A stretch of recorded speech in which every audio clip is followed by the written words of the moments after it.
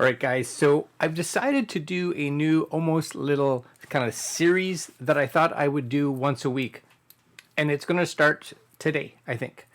Possibly. It's my hopes. It's in my head. And it's kind of for those of us that are Apple people, and I know some of you out there are, and I know some of you aren't. And for those that aren't, hey, I still think you're okay and we can still be friends. You know, it's okay to have differences in opinion. But this is going to be for all my Apple friends out there.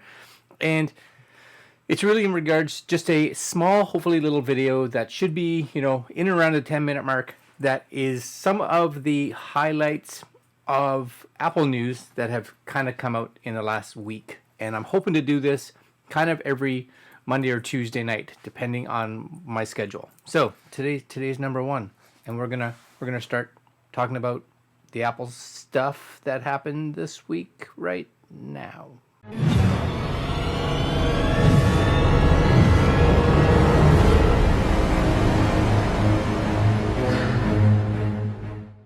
So the first thing, of course, is everybody's been waiting for the next Apple event. And who would have guessed 2020 would have gave us not one, not two, but three Apple events. So in October, we had the Apple Watch and iPad. In November, of course, we had the iPhone and the HomePod Mini. And now in November, we are looking at getting a new one, which has been probably the one a lot of us are the most excited about, is in regards to the new Apple Silicon Macs. So the rumors that have been out over the last, at least this last week, which have really been heavy, is that we could possibly see 3 different MacBooks, possibly an announcement of an iMac. And even though it's not in the rumors, my hope, for at least even for me, maybe this is a little personal, is I'd love to see even the Mac Minis that went out to developers, and we all know that they're there, that they release a new Mac Mini with the Apple Silicon, something that's just super budget friendly, coming in around that $500-600 US, bare bones, small little SSD, all the ports in the back, running an A14, A14X, something like that, A14Z, who knows, processor inside it, so that those of us that have a lot of Intel machines, like I do right now, can still try out these new Apple Silicon machines just to see what we think of them, especially, getting one so early in the game. But rumors are saying that we could see a MacBook, which may actually replace the MacBook Air, and we might see both a 13 and a 16-inch MacBook Pro replacement. So either of those would be kind of cool. And of course, the big plus with the new Silicon is that it, for me, the big one is power per watt as well as heat generation. So the heat that comes out of like my 16-inch MacBook, which is right here, when it's working hard, it's so hot. And I actually run a fan controller so I can get the fans to kick in way earlier to help keep the system cool. So I think that Apple Silicon would be really nice, and I do hope that we, of course, see it, which I'm pretty sure we're going to see it on November 10th when this keynote is coming out, which I will be watching without question. But I do hope they give us a really nice budget like Mac Mini. That's what I want. They are talking about an iMac, like a 24-inch iMac coming out, and that will probably be something that we see next year. So they'll talk about it, maybe just kind of show it as a pre-announcement, and then get a release date, I would say, in 2021. Cool though, something that I'm gonna watch next Tuesday, I guess, maybe next November 10th. Next Tuesday? Yeah, I think so, something like that. Kind of in relation to that, there was an article on 9to5Mac which talks about a couple of the different variants of the A14 chip that we could start seeing in some of these devices that are out there. So 3 versions. So the A14, of course, is what you and I are seeing currently in the iPhone and the iPad Air 4, but there could be an A14X and an A14T, along, of course, with an A14 GPU. Now, the A14X and A14T, the A14X was the one that was always expected to go into the iPad Pro, and the A14T looks like it could be one that may be going into the higher end, possibly MacBooks. So let's say the MacBook Pro 16-inch. Either way, it looks like there's a lot of differences, which we've seen in the iPad line for sure, where there was the A12 and then the A12X and then the A12Z, which sometimes just added more cores or added more memory or added more GPU, all kinds of stuff. So big variations in there. So kind of excited, but it looks like there's going to be the same kind of thing with an expanse into the computer world for these A14 processors. So that's also really cool. Now, if you're also in the process of thinking about buying something super high end, because who isn't? Well, I'm not. I spent enough money on computers in the last year. But it does look like Apple is possibly, again, rumor, looking at re-engineering a smaller MacBook Pro. So for those that have had the opportunity to see one in person, which I have not, but it resembles very much like the old Power Macs and the original Mac Pros, kind of in that size. So getting something a little smaller, because as we know, the previous generation to this Mac Pro, which was the trash can version, was really small and could easily fit on a desk, or under a desk, of course. But the new Mac Pro, definitely, if you want to put it up here as a showcase piece, something that you can kind of show off, it's ginormous. Sure, it has a ton of expandability and everything is super easy to gain access to, but I think if they could release a Mac Pro that was smaller, kind of put it in regards or in somewhere in between the Mac Mini and the Mac Pro, so you get that performance that is Mac Pro, but maybe not as much upgradability, because I don't think everybody needs that level of upgradability. A lot more of us are being like, every 3-4 years, I'm just getting a new machine anyway.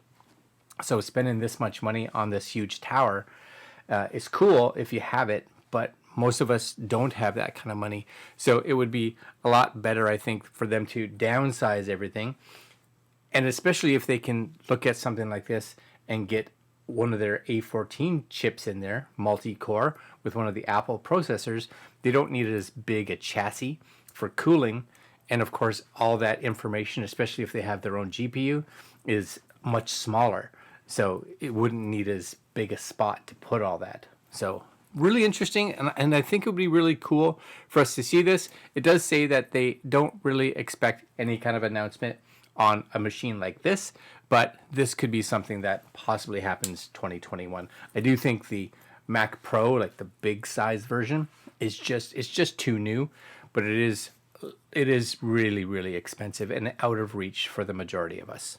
Now, for those of us that bought iPhones, iPhone 12s, 12 Pro right here, for those of us that didn't or were thinking of buying the iPhone Mini or the iPhone Pro Max, it does look like Apple, and I don't know if this is something that is able to be done anywhere, but its article here on 9 to 5 Mac kind of says how you can kind of get yourself ready, because if it was anything like the iPhone or the iPhone 12, there was a lot of sellout, especially in regards to certain colors and certain size. I was hitting that refresh button right when it was able to be pre-ordered.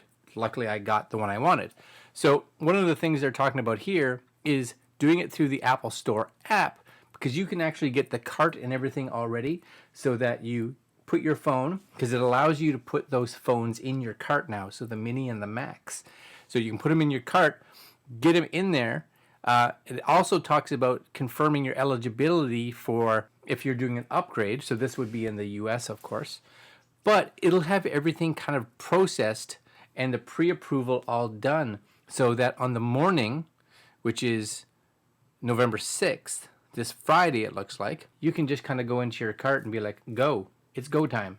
And you kind of get ahead of everybody else that's doing this kind of stuff. So orders will arrive, as it says, November 13th at Apple stores, so that Friday, and you should be good to go. So again, on November 6th, you will be seeing the HomePod Mini get released, and that is something that I'm hoping that I can get my hands on. I'm going to see if I can pre-order it so that it gets shipped here on that Friday, and we'll be able to take a gander at it, because why wouldn't we? We want that. Put it over here somewhere. I think it'll look snazzy. Oh yes. So the next part is Apple news and Microsoft news, really. So for those of us that have an Xbox One or Xbox Series S or Xbox Series X, those are really hard to say. we bought the Xbox Series S. Apple TV, the app, is coming for it. Coming out for it. You're going to be able to get all your Apple TV stuff, so your movies, all your subscriptions that are inside the Apple TV app, and Apple TV Plus, of course, all being played through your Xbox. So if your Xbox One or Xbox Series S or X is something that you're going to be using as your media or home entertainment system, and you are an Apple person like me, I don't have an Apple TV up here, but I will have an Xbox One up here. A Series S will be downstairs, but I'll still be able to actually watch all my Apple TV stuff. So that's very cool. And I don't know if it says when it's going to be coming out. Oh, it does say coming out November 10th. So that's the Series S and X launch day. So a lot of downloading going to be happening on that day. So let's see how Microsoft's server does. I'm curious to see how well it handles everybody getting their consoles on that day, and people like myself that have decided, oh, I'm going to download the Apple TV app and a whole bunch of games. Yeah, because servers sometimes don't do well on launch day. Our next bit of information is for all you AirPod Pro users. Now, I love the AirPod Pros. I think they're a fantastic piece of hardware. Sound-wise, I think they're actually really quite good. A little pricey. Do I own a pair? No. But for those of you that have them and have possibly been experiencing some sound issues, it looks like Apple is announcing AirPod Pro Service program. So it looks like if you have AirPod Pros that were manufactured before October 2020, it says that AirPod Pros may exhibit one or more of the following: crackling or static sounds that increase in loud environments, with exercise, or while talking on the phone. This is probably in regards to the noise canceling microphones.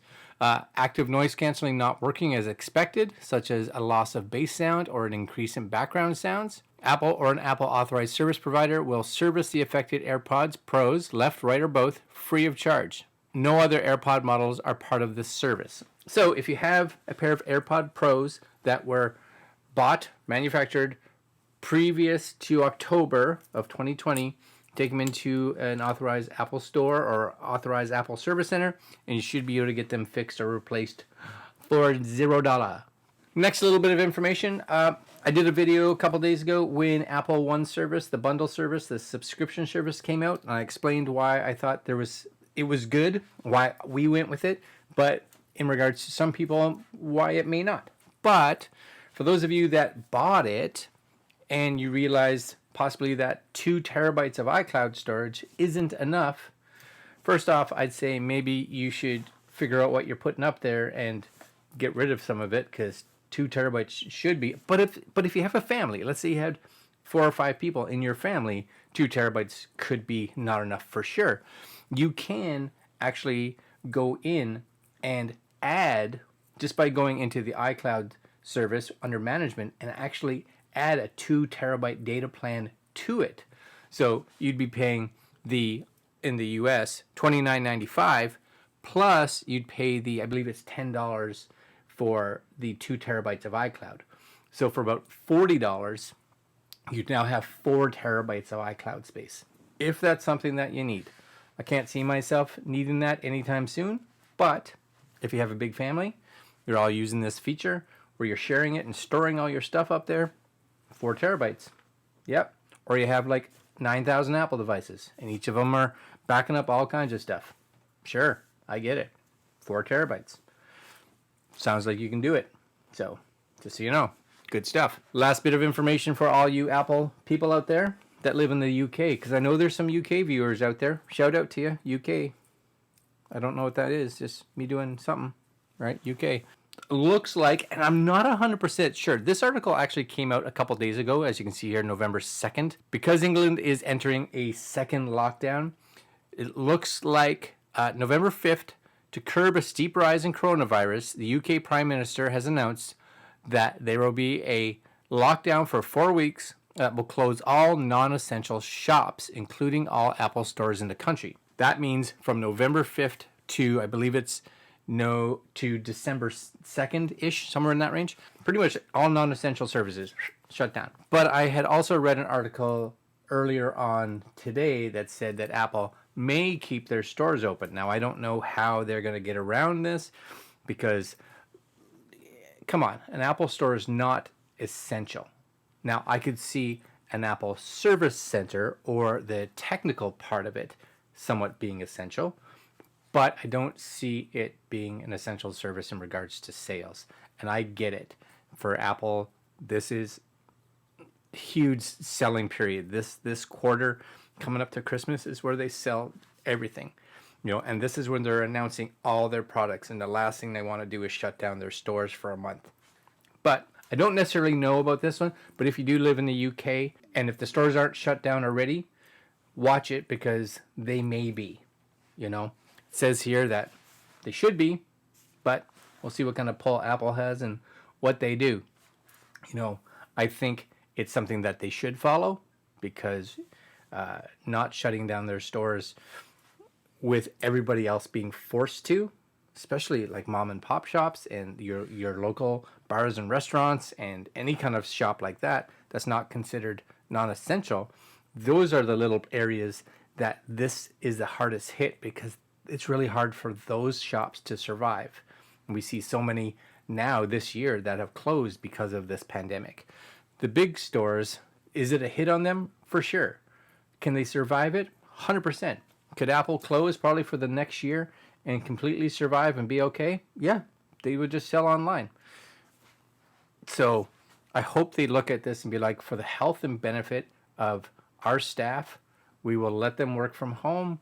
We will pay them to stay home, but we're going to shut the stores down.